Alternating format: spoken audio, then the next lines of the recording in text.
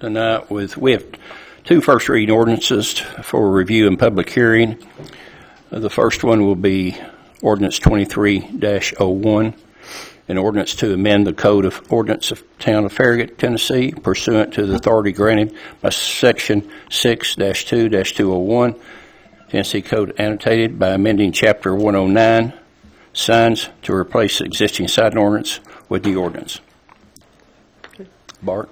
I'm Bart Hose. I'm the Assistant Community Development Director. I'm here for Ordinance 2301 to make some amendments to the town's sign ordinance. The existing ordinance was adopted in the spring of 2020. I think it was June. It was done after considerable work by and input from a steering committee. So there was a number of steering committee meetings on it. Quite a bit of work went into it.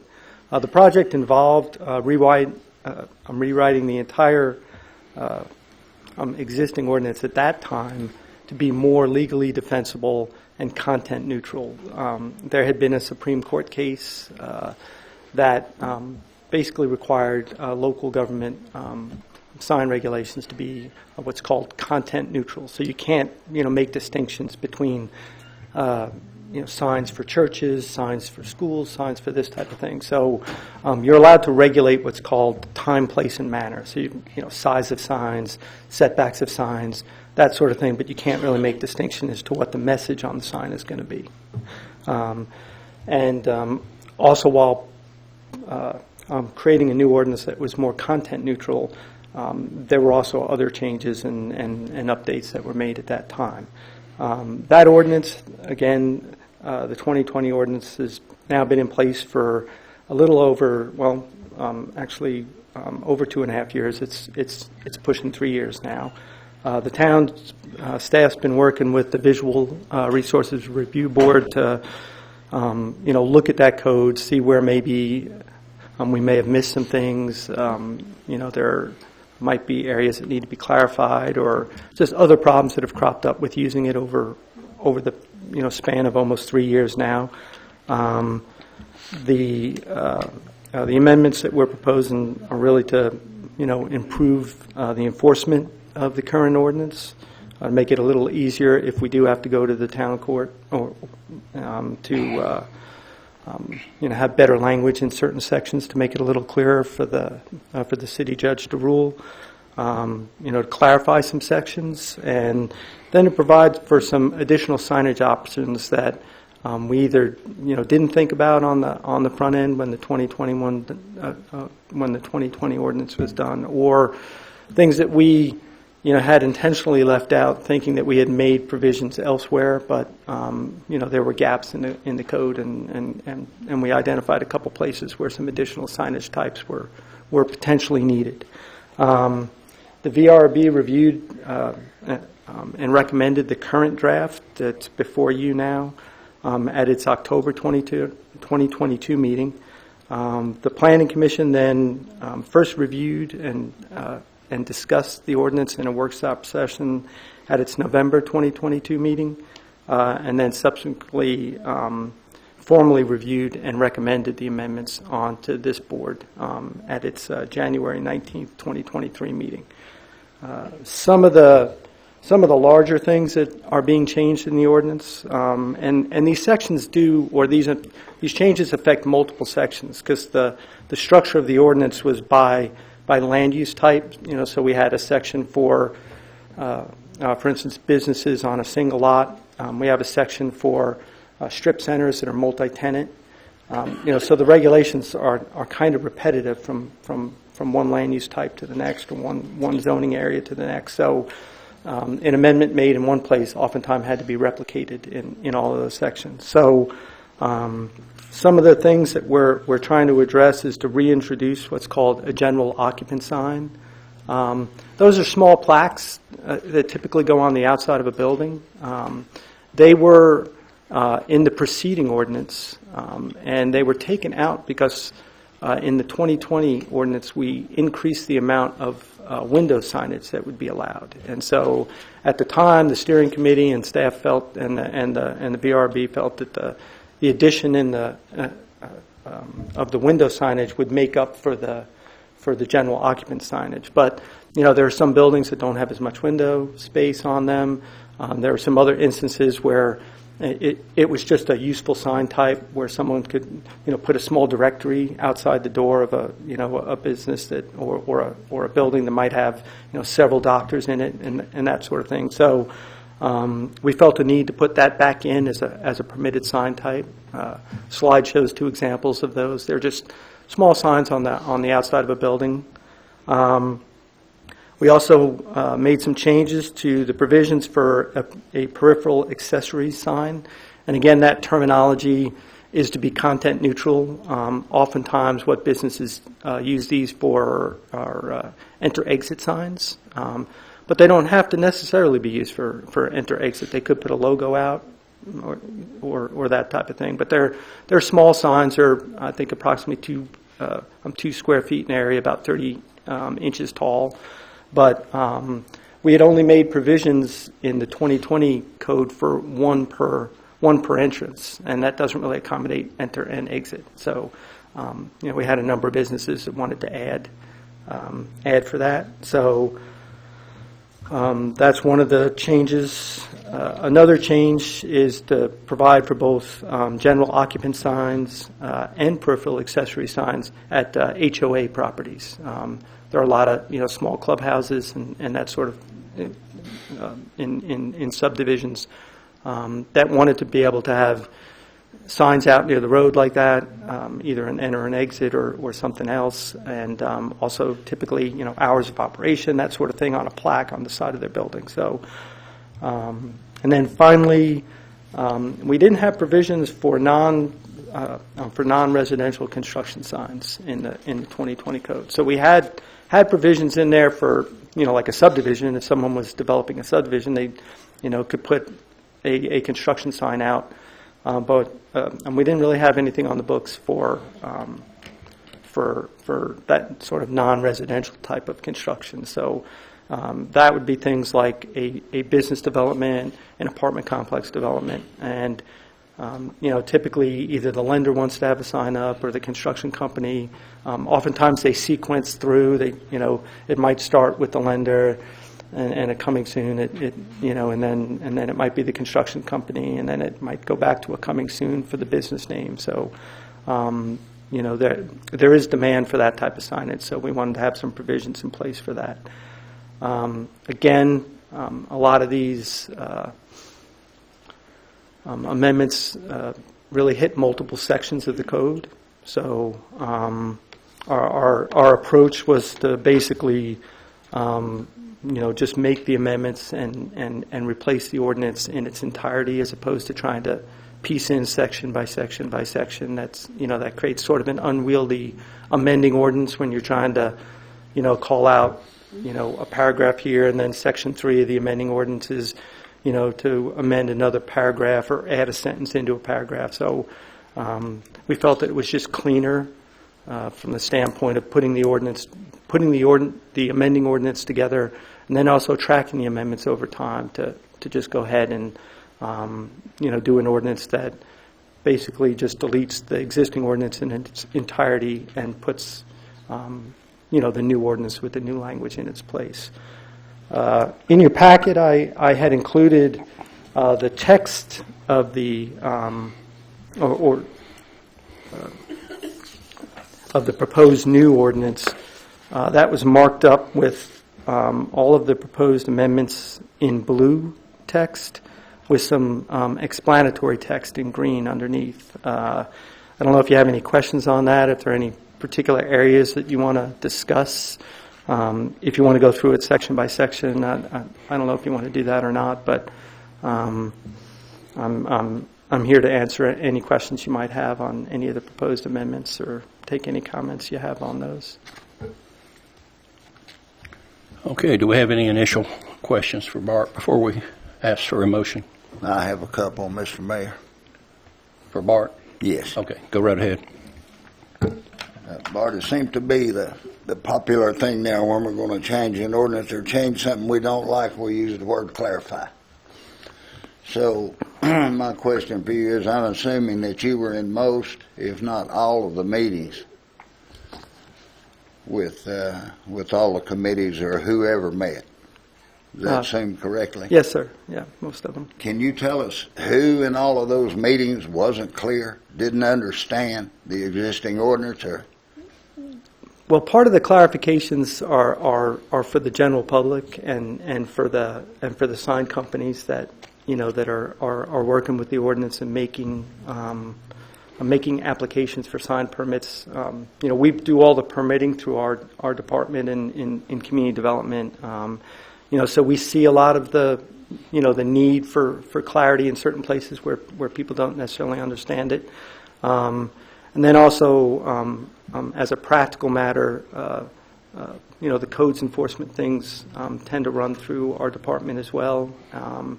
And we have staff that will appear before the city court and the town judge. There are times where they may point to particular language that needs to be in there to help with enforcement or to be able to make a ruling. So some of the clarity was to make it easier to enforce it. Some of the the effort to clarify things was to avoid legal arguments down the line. And some was just a matter of just working with it, where someone would ask us a question and we'd go back and read a section and be like, yeah, that could be a little clearer. So it was just a combination of things that came up, that just areas, since we were making some changes, to go ahead and clarify some language where we thought it needed to be clarified. So the 4 items that you have on your sheet, they're new, right? Those are new signs or new situations for signs. They don't cover all of the amendments in the ordinance, but those are things, like I said, on the general occupant sign, the small plaques on the outside of building that were eliminated in the 2020 version of the ordinance, and that in dealing with businesses or with someone developing a HOA building, a clubhouse in a subdivision, they wanted to be able to put that type of sign up, but we had no provision for it. So, we felt that was something that was needed.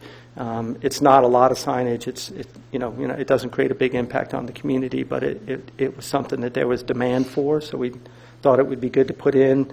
Again, on the peripheral accessory signs, the 2020 ordinance really only made provisions for one per access, that just didn't seem to be enough. It was for some businesses, but then there were others that felt like they needed more than that. And for instance, the Eubank up there, they have an entrance road, and then down the ways they have an exit driveway cut. Well, they wanted to. Well, that presented some problems with the existing ordinance. Those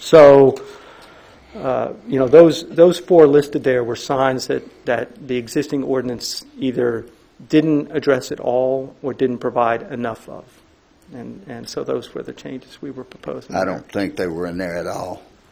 No, they weren't in the 2020. Those are new items that had to be either added to the old ordinance or make a new ordinance, one of the two.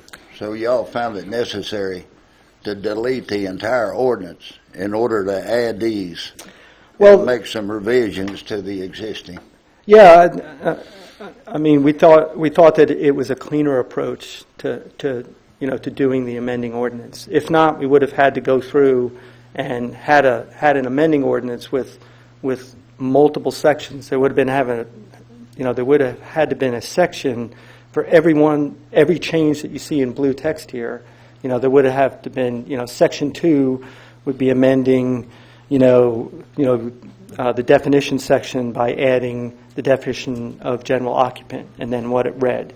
Then it'd have to be a section 3 that would then move on, to the next amendment, and it would, either doing a paragraph or adding a sentence to a paragraph. And that becomes very unwieldy when you're trying to write an amending ordinance and do it that way. it becomes very difficult for, a board such as yourselves to be able to track along as to what's changing, because essentially you have to have the original ordinance in front of you and the new language, and to be able to read the amending language in the context of the paragraph or the list of items that's in the existing ordinance. In this way, you get everything clean together to where you can read it the way it's going to read in final form. And then also just from a standpoint of even being able to go back after the fact and track, if you've ever had to go back and find out whether or not, was such and such permitted correctly under the existing ordinance. Well, if you do amendments by paragraph and sentence, and you're trying to go back and track over time whether something that was permitted 5-6 years ago was done under the ordinance at the time, oftentimes then you have to go back and pull out all those amendments and start reading back through section by section. So, with a short ordinance like this, it's only however many pages it is, 30 some odd pages, that's going to have multiple small amendments in multiple sections. I mean, I personally think it's cleaner and easier to just wipe everything clean and just drop in the new language. Well, yeah, I understand that, but that's the code as it is. I mean, you got the same situation with everything else. You got pole lights in several sections. I mean, that's a part of reading the code is picking out the section you want and finding it. I mean, that's part of it. Yeah. It's just the approach we took to proposing the amendment. Okay. Or the amendments. And on the 6 items on this sheet, that there will be some revisions to, is it your opinion that none of this was covered in the original ordinance at all? Well, you know what they are, but are you saying none of this was provided for in the original ordinance? We had to rewrite it and put this back in? We did have provisions for peripheral accessory signs. We just didn't provide for 2 per driveway cut. We only provided for 1. So we had some provisions, but we felt like there needed to be more. We did not have provisions for general occupancy signs on either for businesses or for the clubhouses and subdivisions and that sort of thing. I'm talking about yours now. I'm talking about these 6 items. I'm not sure what you've got there. First, and regulate the number and location, sign type. Oh, no. That language was in the existing ordinance. Are you saying none of this was provided in the existing ordinance? You're talking about section 109-2, the top page of the ordinance? You guys deleted the entire ordinance. That's what my paper says. It's necessary to delete the entire, so it doesn't exist anymore. No. So my question is, was this protection not in the original ordinance that we're putting in now? Those purpose and intent statements were in the existing ordinance, and they will remain in the ordinance. And the existing ordinance isn't deleted until you pass this ordinance and put something in its place. Well, I know, but it's going to be deleted. So this was already in the original ordinance, but now we got to put it back in because we deleted it if we pass this. Is that what you're saying? Essentially, you'll be replacing every word that was in the existing ordinance with the new ordinance. Yeah. Really? Yep. The whole thing. I mean, basically, you take Chapter 109 out of the municipal code, and if you pass the ordinance, 2301, when it passes, the existing language is deleted and it's immediately replaced by the new language. And all this is brand new, or No, is only the blue is brand new? Only the blue is brand Well, new. then you didn't replace it. You just No, What you did was amended it. Mr. Mayor, may I make a point of order? This is supposed to be, I'm sorry, Bart. This is supposed to be a question and answer, not a dialogue. So I'm going to bring Alderman White back to the intent. We're not having discussion. Do you have any other questions for him? I'm asking him questions. No, you're debating with him, and I'm that's not the asking point him of this questions. point. No, you're not. You're debating back to him. I'm not understanding. No, I'm I asking understanding him completely if what you you're got a doing. problem, You need to ask a deal with it question later. and then get the answer so we can move on. Did I not just ask you a question? Well, the amendment, the amending ordinance 23. I just not ask you a question regarding these items. What other questions do you have for him, Alderman White? None of your business. Wait a Because minute. I've got the floor Guys. for questions. Guys, let's calm down just a minute, okay? The point of this discussion right now is to ask Bart specific questions prior to your turn that you will have. That's exactly what I'm doing so I can make up my mind what's happened and what we're doing. Okay. That's why I'm asking the particular questions I am. I think they're fair. He knows the answer. He's willing to answer them. Sure I is. don't see That's the what problem. we're sitting here for. So please ask the questions so we can move on. That's exactly what I'm doing unless I'm interrupted again. No, you're not. You're fine. Okay. Go ahead. So I think you've answered the question. Yeah. This is original language, but the blue is what we intended to change in it. Yes, sir. Yes, Okay. sir. And essentially, what we'll be doing is taking the old Chapter 109, sliding it out, and sliding in a whole new Chapter 109. Well, once again, it's not entirely a whole new. We're still using some of the. Yeah. I understand jump what you're in. saying. Some of the language is the same as it was. It's just, rather than try to create an ordinance that breaks out each one of those changes independently, we're just doing it together. So, Right. yeah. Now, let me preface something on this. This was all went over in the VRRB. It was a public meeting. It was discussed. The board, that particular board, went over just about everything in here. And what Bart has brought us, I'm glad you're asking the questions because they're relevant. It was what was discussed during that particular meeting and why he got to where he's at with it right now.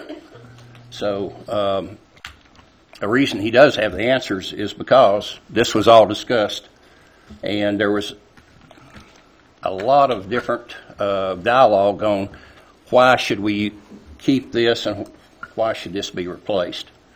So I hope that helps as far as the... That's understandable, but I was not in that meeting.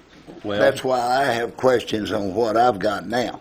Okay, it's as an open meeting, it's something that we all can attend. I attended part of those meetings when I was in town. So it's all this was discussed to the point to where it was brought for them to look at as a whole into the Planning Commission and now to us.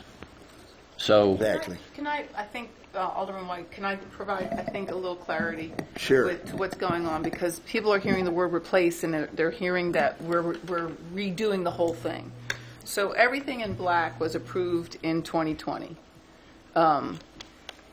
If he went through and tried to do these ordinances, the blue parts, individually, because usually when you're just replacing a small section of ordinance, it'll say in section 109-6 definitions, general occupancy sign.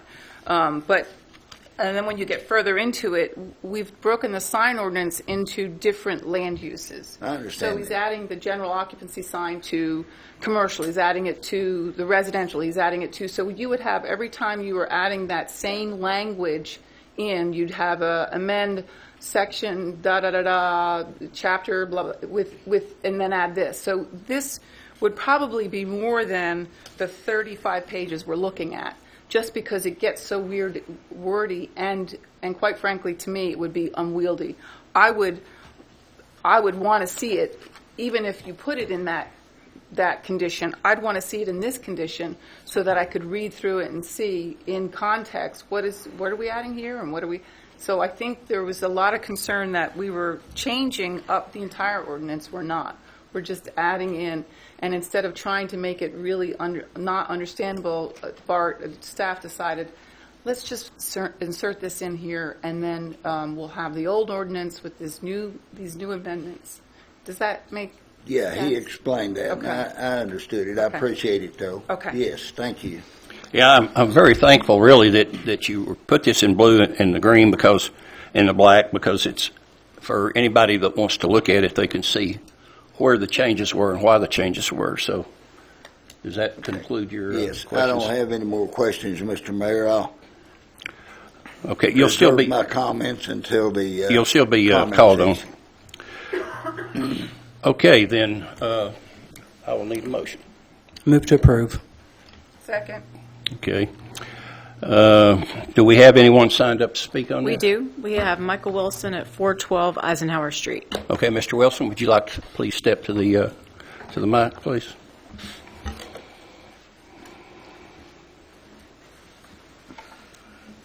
Good evening, Michael Wilson, 412 Eisenhower Street, Farragut, Tennessee. I would just like to weigh in a little bit on that last comment on the blue and the green. I truly appreciate that. I was able to review the entire update to this section in about 20 minutes today using that format. So I think this is a best practice for larger revisions like this of Farragut ordinances and documents. I think this was a great way to go. I would make one recommendation to Bart and to Mark, is that if there's any language that's removed, that be stricken in red, as we usually do, and if there is no language that's being stricken, that be annotated either in your comments on the agenda item or on the document itself. I had to go page by page to see if there was anything being removed, because that was not clear. But again, thank you. I think that's a great process. Or was any language removed? There was not. Well, there were little, Yeah. pieces where, Like a and and a the and the. Yeah. Okay. But I didn't see any whole sections that were removed, like a whole area of the ordinance. So, correct. What I want to speak to tonight is, I don't expect you to put this in before you vote tonight, but I want to bring this issue up. It's more of a legal related issue. Within the sign ordinance, section 109-12, it really regulates the various land use and zoning districts of sign, what types of signs are permitted. There is no breakout for public property in subparagraphs A and the subsequent subparagraphs. There is subparagraph A that says signs permitted in all zoning districts, and I'll give a couple of examples: flags, political or campaign signs as provided under Tennessee Code Annotated, signs placed on behalf of government agency or entity, street and address identification numbers, temporary signs specifically authorized by the town to promote specific events, programs, and community objectives. Now, under a Supreme Court ruling, Reed versus Town of Gilbert, in the decision, subparagraph E in there says, this decision will not prevent governments from enacting effective sign laws. The town has ample content-neutral options available to resolve problems with safety and aesthetics, including regulating size, building materials, lighting, moving parts, and portability. And the town may be able to forbid postings on public property so long as it does so in an even-handed, content-neutral manner. And we heard Mr. Hose talk about content-neutral quite a bit. So with that section 109-12, subparagraph A, we have a lot of different signs that can be approved. And I would assume, because it applies to all zoning districts, that would include public property. And I think I've seen signs on public property for town-related events. 4th of July parade, I vaguely remember seeing one in the front of Village Green. I believe it was in the right-of-way, public right-of-way. I don't believe it was on their private property. We may have signs that go in on the park at Campbell Station for Taste of Farragut or other events. My concern with this is, during the last election cycle, Mr. White came and asked to have signs put in the public right-of-way.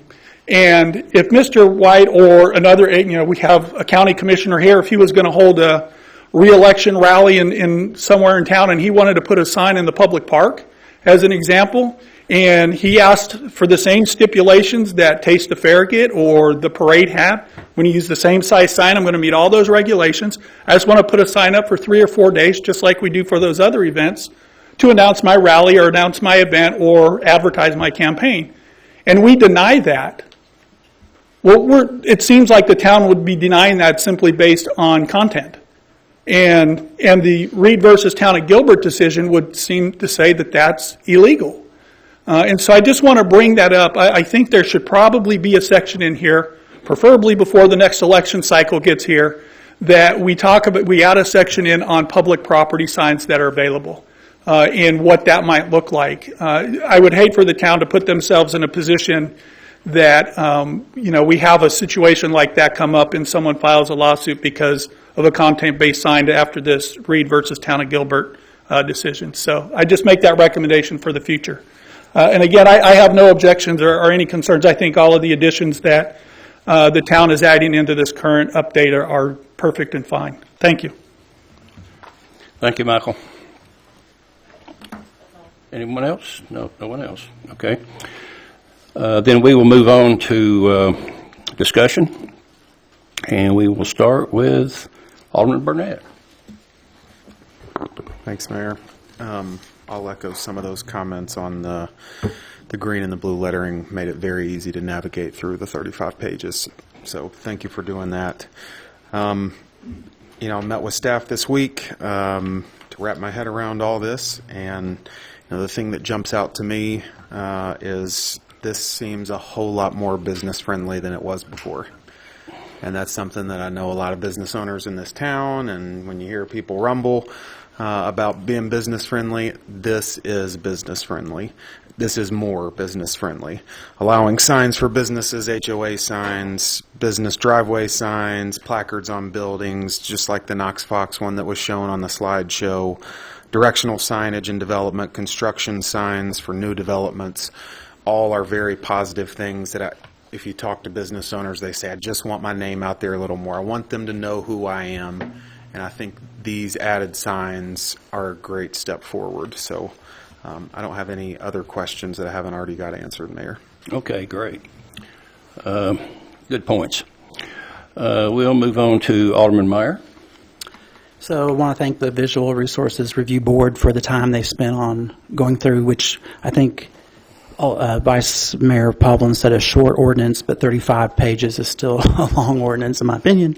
And the changes are very good, as Alderman Burnett had mentioned. The one point of language that I do want to make a suggestion on is on page 20, and I will read it for those of you. It's at the very top. It's in blue, obviously. For those in the audience who don't have the package in front of you, the language reads, existing ground signs not undergoing reconstruction. Remember that. Not undergoing reconstruction may be required to make incremental improvements in an effort to more fully comply with these standards, moving forward towards compliance whenever reasonable. In my mind, there's two types of businesses' signs that are not undergoing reconstruction. The first type are those signs that there is going to be a change made. The business owner has decided to incur the expense.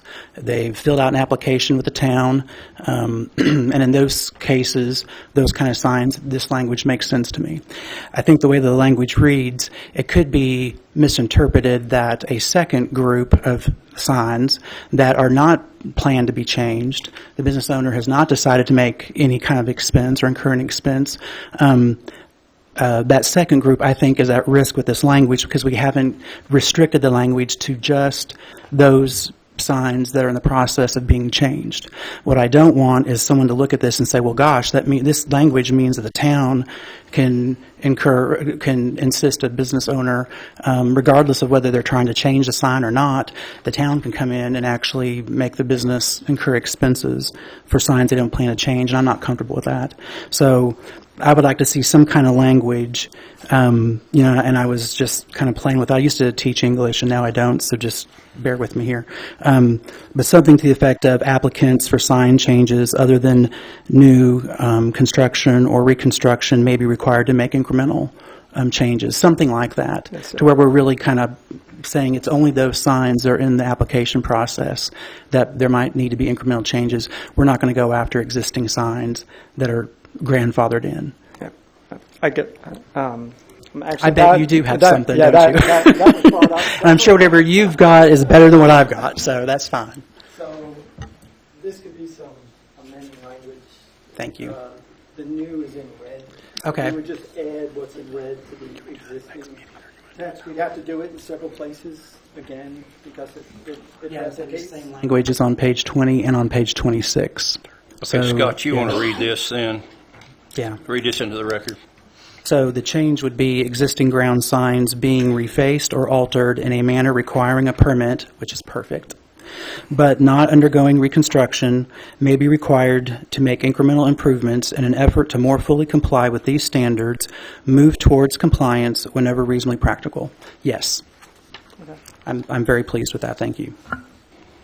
Other than that, I have no other suggested changes. Okay, that's Yes, you it's got? reasonable. Okay. Yes. Then we'll move on to Vice Mayor. I'm trying to find out where.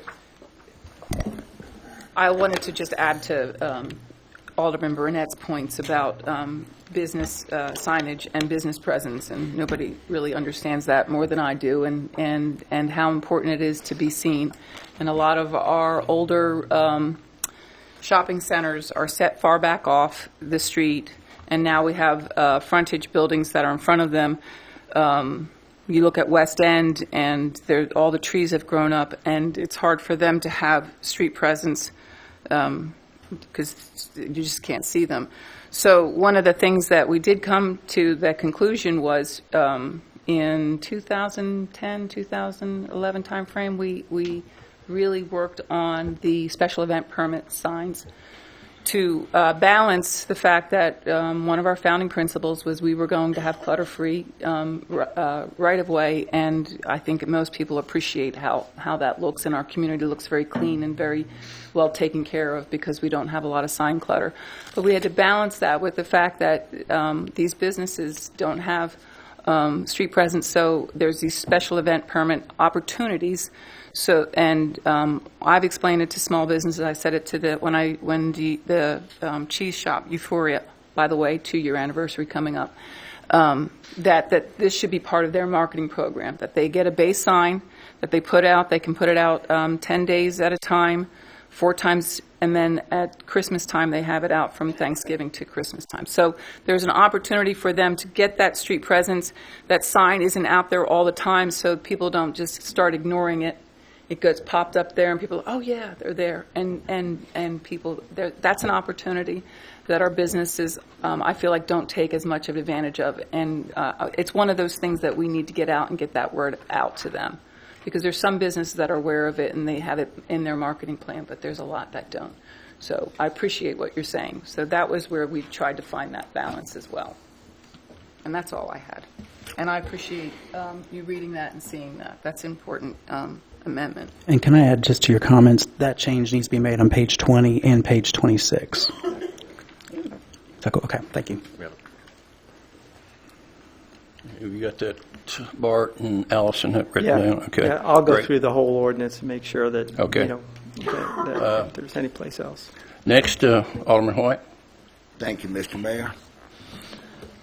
I want to first make the point that my comments are not directed at any employee, any staff member, any community volunteer on any of the committees.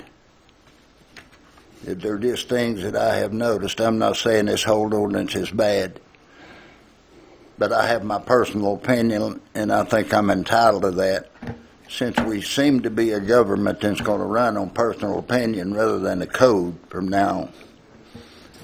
So one minor thing is in the definitions. We have a definition of an athletic field. Well, if anybody remembers, we just changed an ordinance a couple of months ago, the lighting ordinance, and we had to define what field was. And if I remember correctly, we defined that as a flat surface designed for athletic events and people together. In the definitions here, we've changed the definition of an athletic field, apparently, to a piece of land designed and approved and dedicated for playing a game.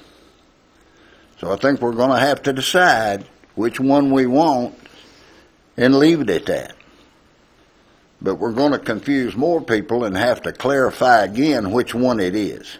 Okay, you want to give us numbers and sentence you're talking about? This is in section 109.4, Point athletic Point fields. six. The page number on the bottom. Page 2, Number 2, Page 2. athletic field. yes. So just for clarity, we would like that definition consistent through our ordinance, meaning what we just did in the light ordinance probably needs to be, just for consistency. That makes Whichever sense. one, just consistent, one or the It makes other. sense to me.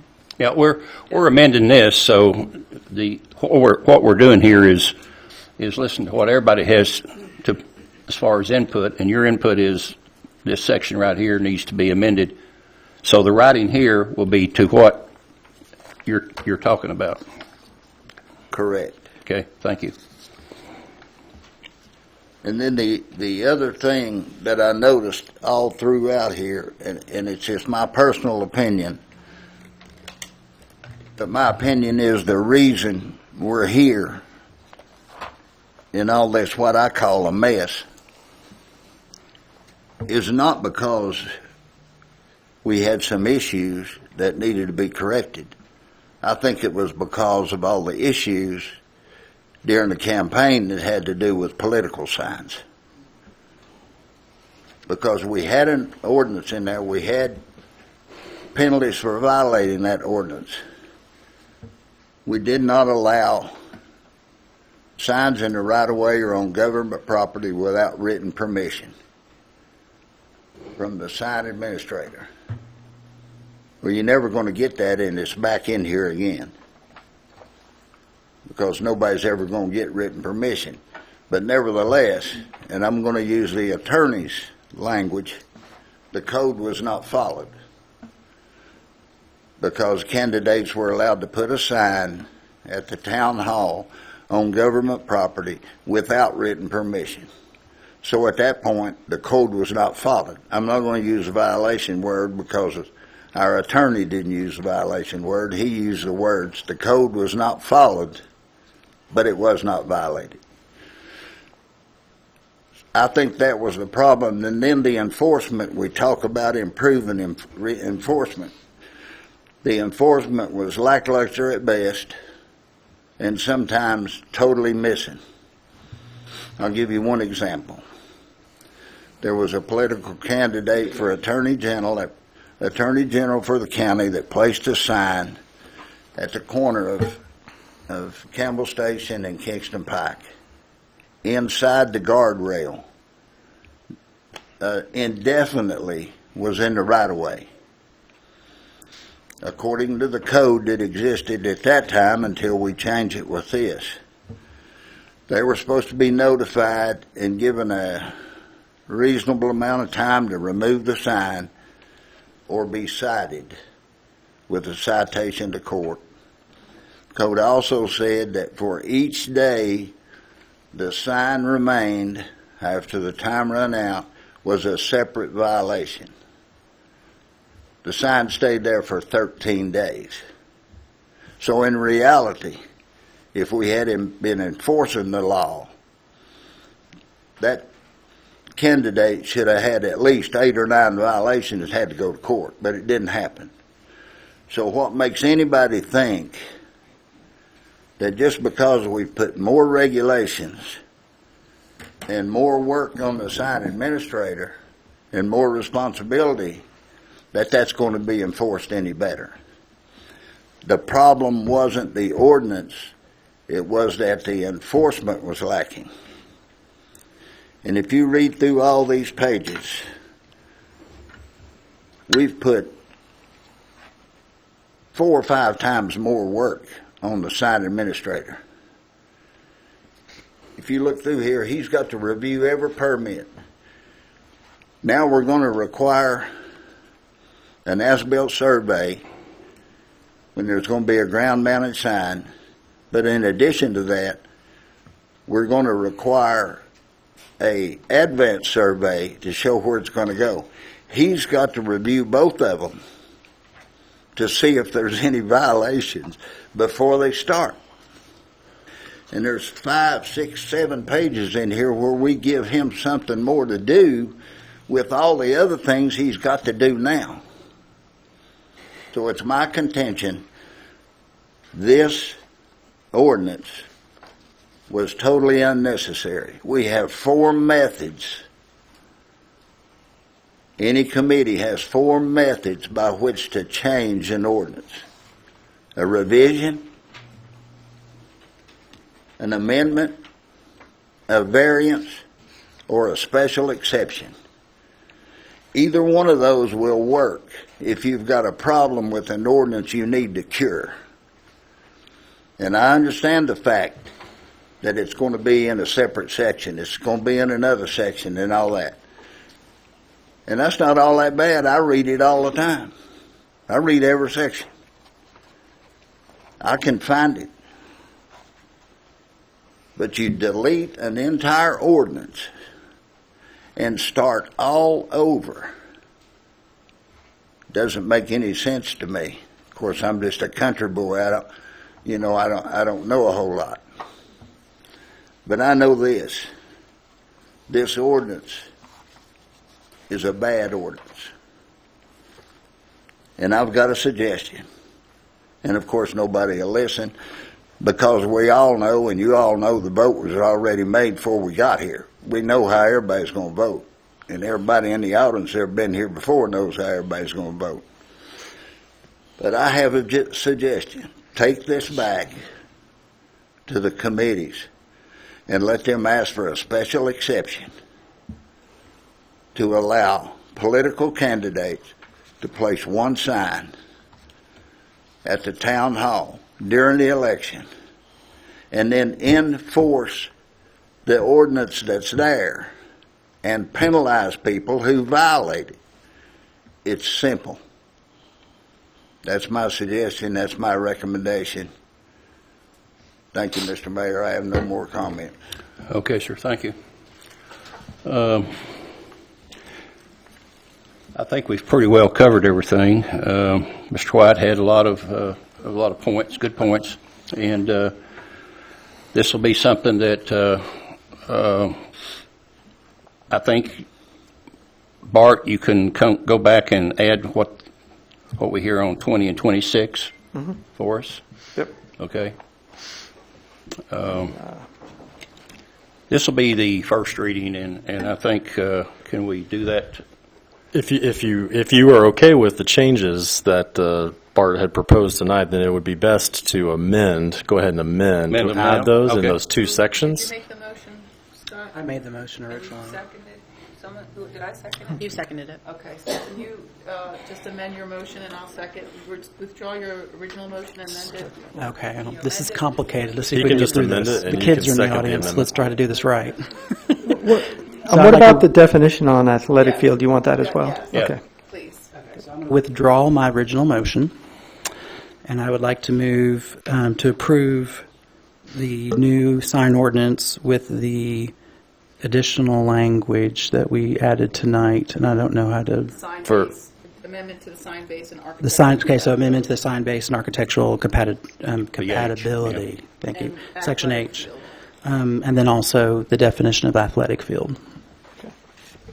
I'll second. Okay, so the first amendment to it was by Alderman Meyer, and you're including Alderman White's Yes, sir, I am. suggestion Yes. on the Yes, athletic that's a good field? suggestion. Okay. Is that fine with you, Alderman White? Yes. Okay, that's what I want to know. Okay, so we have a amended motion. Okay. So we will ask, and I think we've had sufficient discussion, so I'll ask the town recorder for a roll call vote, please. Alderman Burnett. Yes. Alderman Meyer. Yes. Alderman Povlin. Yes. Alderman White. No. Mayor Williams, yes. Let the record show that the amended ordinance 23-01 has been approved by a roll call vote on first reading, 4-1. Okay, next will be ordinance 22-02, an ordinance to amend the Farragut Municipal Code, Chapter 22, Article 5, driveways and other excess ways, Section 22-149, Permit approval, A, to permit access for single-family residential lot proposed onto a non-local street to be reviewed by engineering staff unless a concern is identified regarding the requested access, in which case such a request shall be presented to the Planning Commission, the Board of Mayor and Alderman for approval, and this will be the town of Farragut applicant. Good evening. I'm Mark Shipley. I'll present this ordinance for you.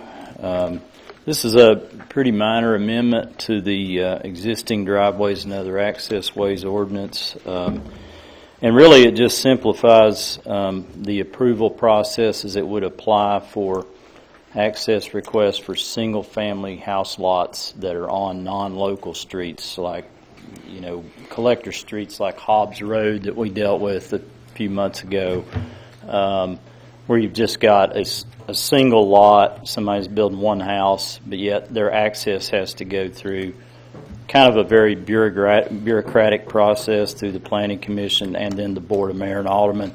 So all this amendment would basically do is give the, in cases like that, the engineering staff would have the ability to approve those accesses unless they felt like there was a concern or an issue with that. And then in that case, it would have to go through the current process through the Board of Planning Commission and the Board of Mayor and Alderman.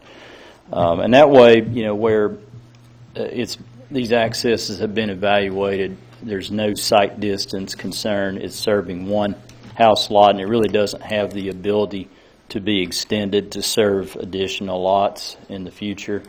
That decision can be made at the staff level and not have to take that applicant through two different bodies and 3 public meetings potentially.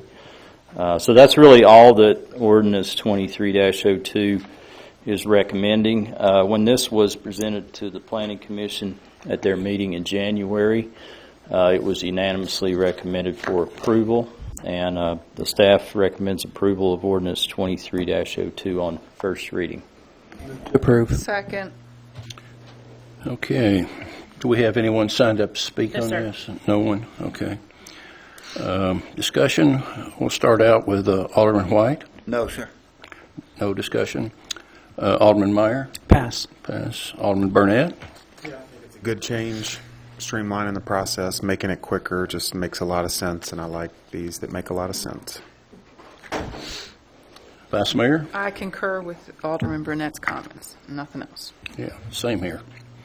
Okay, with discussion closed, I'll ask Town Recorder for a roll call vote, please. Alderman Meyer. Yes. Alderman Povlin. Yes. Alderman White. Yes. Alderman Burnett. Yes. Mayor Williams. Mayor Williams, yes. Let the record show that Ordinance 23-02 has been approved by roll call vote on the first reading, 5-0. Thank you. Okay, business items. Looks like we now have 4 business items on tonight's amended agenda to review and consider. We'll start off with approval of the 2023 Forget-Me-Not 5K.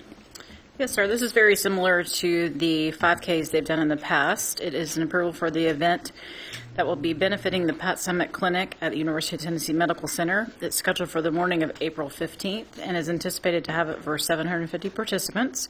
It's coming to the board because of the use of the streets within the Village Green subdivision.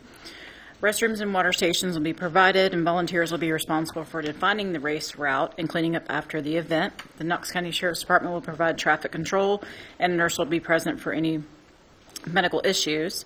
Staff recommends approval of the event subject to proper notification to any affected entities and the provision of adequate traffic control. As noted above, the applicant is proposing to use volunteers to mark the course. Proposed motion is to approve the event application on April 15th involving the use of the town's right-of-ways and pedestrian facilities for the Forget-Me-Not 5K for Alzheimer's benefiting the Pat Summitt Clinic. Move to approve. Second. Okay, anyone signed up? No, sir. Do we have a representative? No, sir. We do not? No, we do not. Okay. This has been run before, right? Yeah. Yeah. We've had this quite a few times. Alderman Meyer. Pass. Alderman White. Yes. We're just taking comment right now. No comments? I have none. Okay. Alderman Burnett. No questions. Vice Mayor. I have none. Well, I think this is a great event. It's for a great cause, And I'm very thankful that we've got a group that participates in this.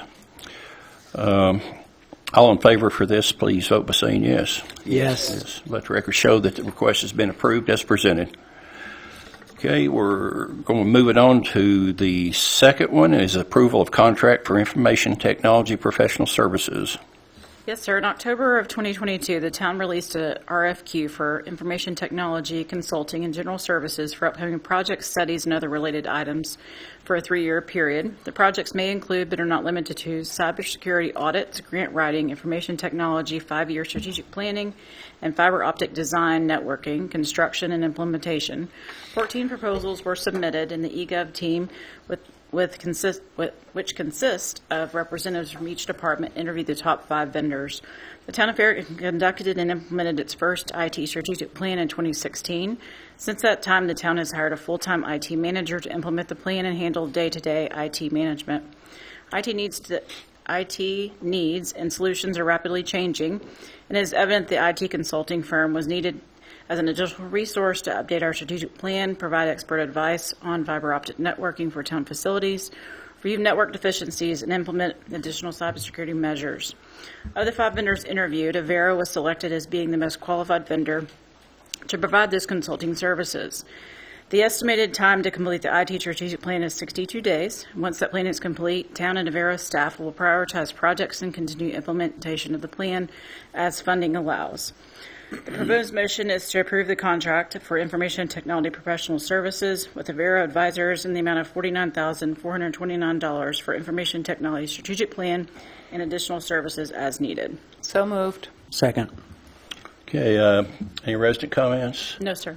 Okay, we have some representatives. Yes, AV with Avera is here if you'll have any specific questions that I probably will not know the answer to. Okay. Neither will I. I don't even know how to ask a question about it. Good evening, Board. Okay, would you identify yourself? I'm Abhijit Varakar. I'm the CEO at Avera Advisors. Okay. Thank you. Where are you located? Maryville, Tennessee. Okay. I live in West Knox, so down the street from Farragut. Okay. We'll start off with Alderman Meyer. I pass. Alderman Burnett. I'll pass too. Alderman White. No comment. Vice Mayor. I have nothing. I have nothing as well. Go get them. You do what you do. Is that it? Thank you. Closed. I'll ask all in favor of approval. State by saying yes. Yes. Let the record show that the contract has been approved as requested. Thank you. Okay, next will be approval of Resolution 2023-02 supporting local Parks and Recreation Fund, LPRF, grant application. Hello, Lauren Cox, Park Manager, Town of Farragut. I'm going to move this away. I'm a little loud. The purpose of this item is to approve the resolution for our 2023 LPRF grant application. This will affect Mayor Bob Leonard Park and McPhee Park. This grant is generally announced every 2 to 3 years, and they cap what they give us at $500,000. This year, there is no cap on the request, and it does require a 50% match from the town. What you're seeing on your screen is Mayor Bob Leonard Park. We are asking to resurface Fields 1 and 2. Fields 1 and 2 were put in 2013 and 2014, so they're both, one is at 10 years, the other will be in the next fiscal year. Both of these fields have reached their max. The maximum life of synthetic turf is 8 to 10 years, so we're there. And they both have a high amount of usage on both of those fields. They have been well loved by our community. And while they are not yet unsafe, they have reached that critical timeline of their existence. And so the renovation of those fields will include the removal and the replacement of the turf, repairs to the concrete and the wood nailer boards that go around that hold the turf, and an allowance for any drainage issues that we might find once we remove the carpet from the fields. And then the disposal of the turf comes at a cost as well. Both of these fields have player benches that are just in dirt. They're surrounded by grass, and to make those ADA accessible, we would need to put in concrete pads under those benches. So that would be included on both fields. One of the biggest things of this ask is the yellow trail that you see on the sign. That is not ADA accessible. We have ADA parking that is accessible in that parking lot on that side of the park. But to get to that field, if you had any mobility disabilities, you would have a really hard time getting up there. So we're asking also that we look at that trail and create an accessible path so that people can get from the parking lot straight to that field without having to go completely around to the other side of the park. We're also looking at, one of our biggest requests is a buffer area. If you've been up at Field 2, you know that the balls run straight down to our upper softball field. So we're looking at putting a hedgerow up there. Mark Shipley and I have been working on what plants would go in there, what would be best suited for that area, and to keep it pretty without putting fencing up there. So that is at Mayor Bob Leonard Park. Those are our asks there. The cost for both of those is to include all of that at that site is we're estimating $2 million. And then at McPhee Park, we are going to ask for money to go towards the dog park. And this has been a huge ask in all of our surveys that we put out for the community. If you go to McPhee or Mayor Bob, you see that the majority of our sports fields are used as impromptu dog parks anyway. So people are ready for a dog park. We received a grant in 2022 from the Boyd Foundation for $25,000. We would use that money for the dog park. We have until fall of 2025 to use that money, or we have to donate it.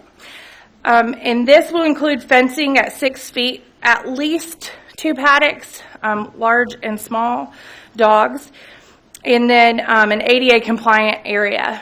The yellow that you see up there is phase 4 that we're currently reviewing plans for. So that would need to be in place before we could put the dog park there. We're going to do a gravel path along the inside edges of the fencing, grass surface, and benches with a restroom, fountains, hose-off area for dogs. We are requesting that the Board of Mayor and Aldermen approve the attached resolution supporting the 2023 LPRF grant application. The request is for the town to match up to $1,250,000 for a project total of up to $2,500,000. The LPRF grant has a pre-application phase. We'll need to turn this in on February 15th, so next week. If we are chosen to move forward, we will have a deadline of April 19th of getting that final application in. The town match for the grant is already in the town's capital investment program budget and with the Boyd Foundation grant. Thank you. So I move to approve Resolution 2023-02 to support the 2023 Local Parks and Recreation Fund grant application. Okay, anyone signed up to discuss this one? Okay, no one. Then we'll start off with Alderman White. No discussion. No discussion. Alderman Burnett. Did you say we should get a hearing in April? The application is due April 19th. We will hear, the latest we will hear is March 29th, whether we get to apply or not. So we're going to move forward. If you all approve this resolution, we are going to start next week with our presentations to civic groups. And then we're going to set up the public hearings have already been set up. We just haven't advertised them yet. But we'll move forward with that if we get approval tonight. We all had a very short lead into getting this stuff ready when it came in, but we're thankful that they took the cap off and excited to submit these. Yes. I have nothing. Nothing? Okay. Yes, you did, and I passed. Okay. I have nothing as well. This is great. I hope we're blessed again. With discussion closed, I'll ask all in favor, vote by saying yes. Yes. Okay. Thank you, Lauren. Next will be approval of Resolution 2023-03, surplus property. We have 2 items that have a value greater than $100. Therefore, the item meets the criteria to be surplused. Those items will be advertised on the govdeals.com, which is an online government surplus auction site. Those 2 items are a 2008 Ford Escape Hybrid and a 2010 Ford F-150 4x4 with a snowplow. Motion is to approve Resolution R 2023-03, a resolution declaring certain town property to be surplused. So moved. Second. Okay, any resident comments on No, this sir. one? None. Okay, discussion, Alderman Meyer, Pass. Alderman Burnett, Questions? Vice Mayor, Alderman White. Sure. I have none as well. Discussion closed. I'll ask that all in favor of the vote by saying yes. Yes. Yes. Okay, let the record show that the resolution has been approved as requested. Okay, next will be the town administrator's report. I have nothing to report tonight, Mayor. Nothing, okay. An attorney is not present, so we go to citizens' comments. I have no one signed up? Oh, we do have some. Do y'all have those papers filled out? If you've got them, if you'll give them to Allison. What are they doing? Someone's commenting. Yeah, they had them filled out. The little blue sheets? That's all they have is Oh. questions. We can do Okay. this after. If just one of you guys could stand back and just answer some questions, that'd be fine. All right. No, you can- I have one thing. I have one thing. Okay. Just because we don't have any more public input, I just wanted to get the board's feedback. I would like to propose that we remove churches and schools from our residential districts and put them in the S1 zoning district so that we can be a little bit more thoughtful about when churches are coming in, if they're in residential districts, that we're not taking out existing residential homes, or that we can at least be thoughtful about how it's expanding into that area. I don't know if there's any interest from the rest of the board to consider that. Okay, we'll start with Alderman White. I don't totally understand what she's saying. Right now, under R1, R2, R3, all of those allow for churches and schools. So, and Bel Air is an example. Concord Christian, Concord Baptist wanted to expand a little. And what ended up doing was they bought up houses and expanded into, and that was completely in their rights because we allow for churches and schools in the residential district that R1SA, I think, is what the beginning front of Bel Air is. So my proposal is that we take churches and schools out of all of the residential districts, allowed out of the residential districts, and put it into S1 so that they would have to request a rezoning if they're moving into a residential, what is residentially zoned. Yes. So are you interested in pursuing that? I would be all in favor of that. Having lost 16 houses in our subdivision at one time, I could understand the pain of subdivision go through, yes. Okay. Alderman Burnett? I'm not ready to comment. I'd have to better understand S1. That's all I'm doing is trying to bring that to you to think about that. Yeah. So, Okay. all right. Alderman Meyer? I'm open to considering it. I would need to know why the churches were put in the R1, R2 to begin with. What was the They've been reasoning? allowed So, since the beginning, yeah. but I'm certainly open to consider it. Well, one of the things we do is we review things like this, and when we see something that has been overlooked or not looked at, I guess would be a better way of putting it, then I think that this would be something that does need to be looked at. It sounds like we've got a consensus that, so I would probably go ahead and I will get with Mr. Shipley, and we can talk about going through that process. Okay. Thank you. Thank you. Appreciate it, everybody. Now, did the scouts, what have we got going on? I think we're going to wait till after the meeting's over. They just have a couple Oh, of okay, general okay. questions. Well, if that's the case, then the time's approximately 7:41 and p.m. without objection, February 9th. Farragut Board of Mayor and Alderman is now adjourned. You guys should have come to the last meeting. It was like 15 minutes.